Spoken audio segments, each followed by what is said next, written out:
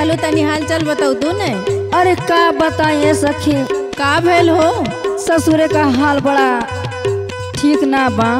बतावा। सुना, पहले पहले जब गईली गवनवा होठवा धोई के चूसे लाहो मोर बहलमुआ। पहले पहले जब अइली गवनवा होठवा धोई के चूसे लाहो मोर बहलमुआ। कमरिया धोई के सूते लाहो मोर बहलमुआ।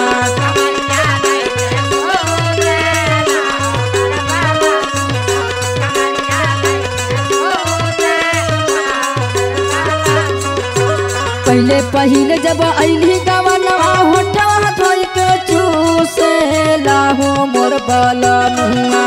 पहले पहले जब अइली गवनवा होठवा धोई के चूसे लाहो मोर बहलमुआ। कमरिया धोई के सूते लाहो मोर बहलमुआ।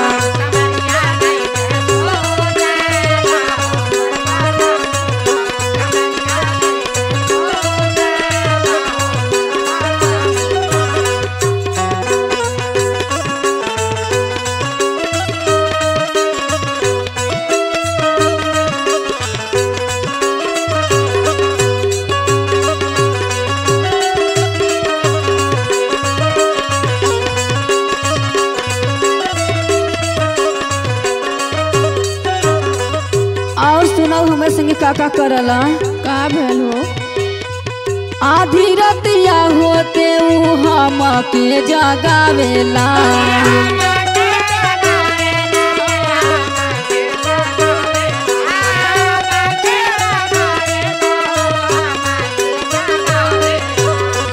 पिया नीरा बहिया ऊ तो हम के सतावेला।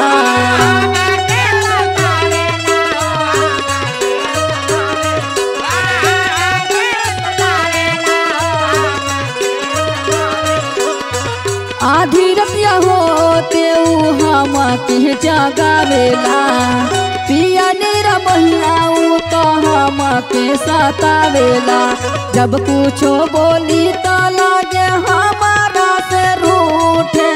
अरे मोर बहलमुआ कमरिया धई के सूते। अरे मोर बहलमुआ।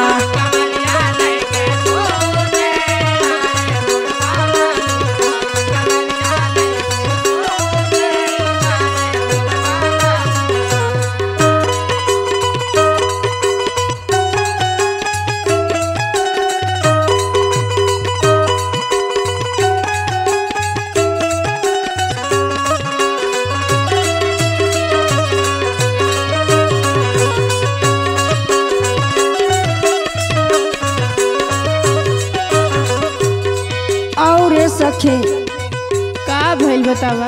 हमारे संगे जोर जबरदस्तियों करत रहनी बहुरा। सुना, सुनावा। करे वाला जोरी ऊ तो हमारा से साखिया।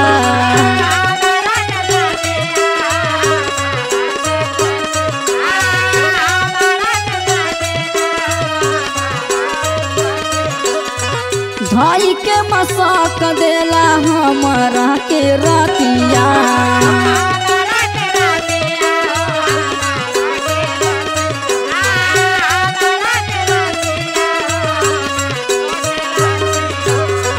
करे वाला जोरी ऊ तो हमारा से सखिया।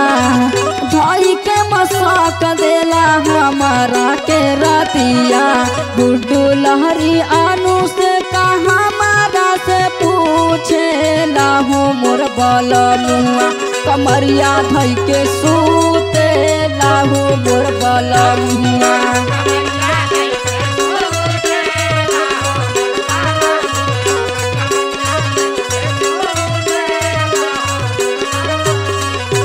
पहले पहले जब अइली गवनवा होठवा धोई के चूसे लाहो मोर बहलमुआ।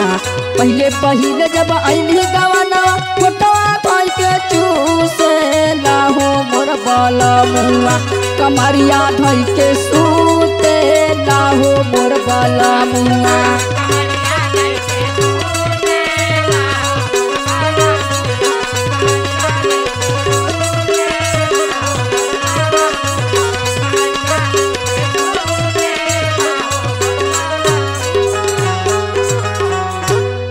ससुर सखी पहला पहला गली है हाल हमार कैले रहल हो। चला ठीक है कैले।